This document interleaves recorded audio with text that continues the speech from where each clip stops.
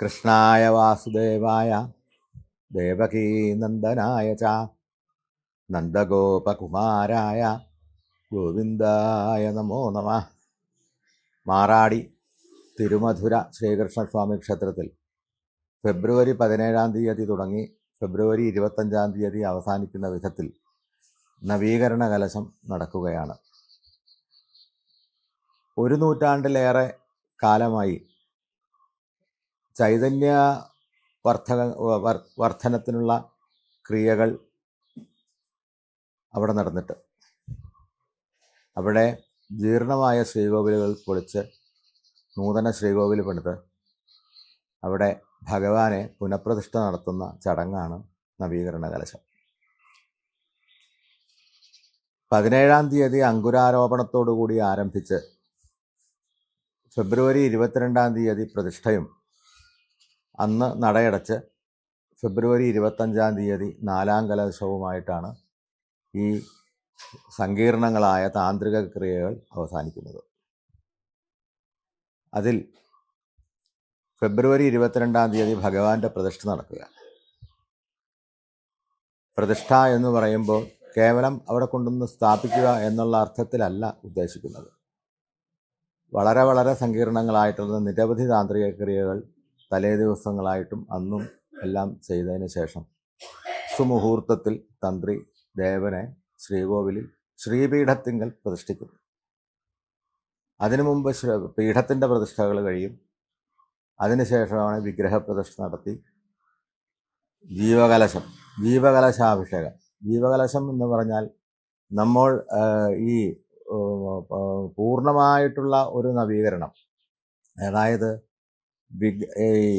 വിഗ്രഹത്തിൽ നിന്നും ദേവചൈതന്യത്തെ ജീവകലശത്തിലേക്ക് ആവാഹിച്ച് ആ ജീവകലശത്തിന് പൗഷ്ടികങ്ങളായ നിരവധി താന്ത്രിക ക്രിയകൾ ചെയ്തതിന് ശേഷം പിറ്റേ ദിവസം ആ ബിംബം അല്ലെങ്കിൽ വിഗ്രഹം പ്രതിഷ്ഠിച്ചിട്ട് ആ വിഗ്രഹത്തിലേക്ക് മുമ്പുണ്ടായിരുന്നതായിട്ടുള്ള ആ ചൈതന്യം, ജീവകലശത്തിലേക്ക് ആവാഹിക്കപ്പെട്ട ചൈതന്യത്തെ വീണ്ടും വിഗ്രഹത്തിലേക്ക് തന്നെ സമന്വയിപ്പിച്ച് പൂർത്തിയാക്കുന്ന ക്രിയയാണ് നവീകരണ പ്രതിഷ്ഠ എന്ന് പറയുന്നത്. മനസ്സിലായില്ലേ?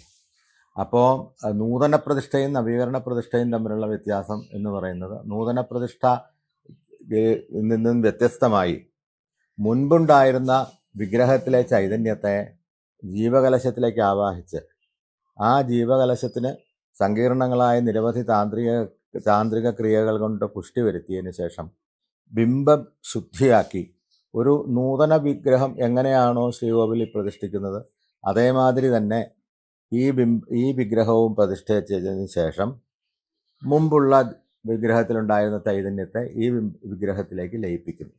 ഇതാണ് താന്ത്രിക ക്രിയ, പ്രധാനമായിട്ടുള്ള നവീകരണ കലശത്തിൻ്റെ തത്വം അതാണ്.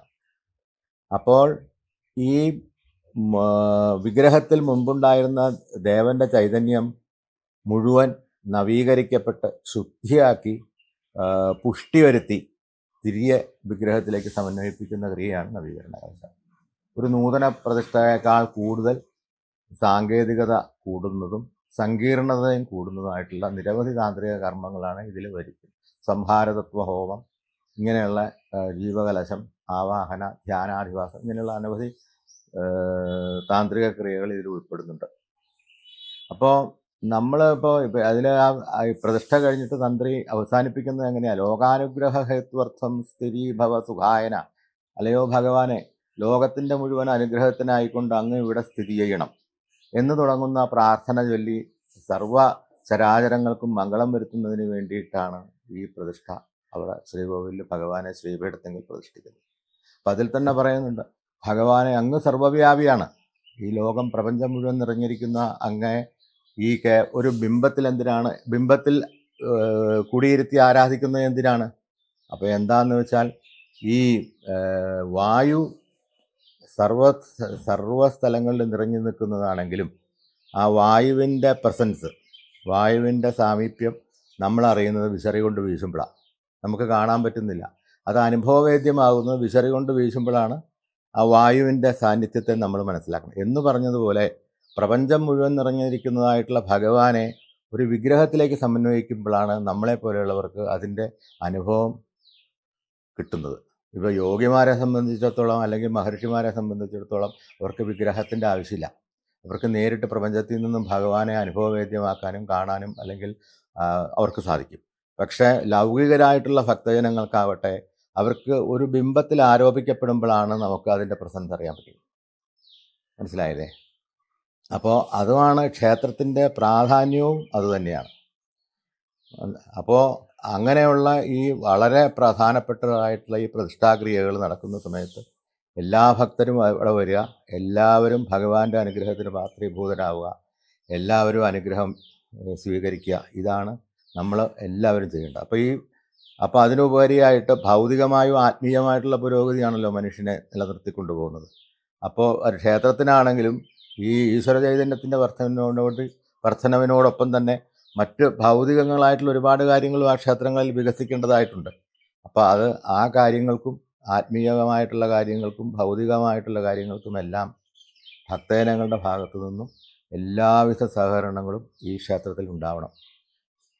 അങ്ങനെ ഭഗവാന്റെ ഒരു ദാസനായിട്ട് അല്ലെങ്കിൽ ദാസൻ്റെ ദാസനായിട്ട് എന്ന് പറയുന്നത് ഭക്തദാസാനുദാസൻ എന്ന് പറയും നാരായണീയത്തിലൊക്കെ എന്ന് പറയുന്നത് പോലെ എല്ലാവരും ഇതിൽ പങ്കെടുത്ത് ഈ ഭഗവാന്റെ അനുഗ്രഹം സ്വീകരിക്കണം എന്ന് ഞാൻ എല്ലാവരോടും പ്രാർത്ഥിക്കാം, എല്ലാവരോടും അപേക്ഷിക്കുന്നു അല്ലെങ്കിൽ അഭ്യർത്ഥിക്കുന്നു.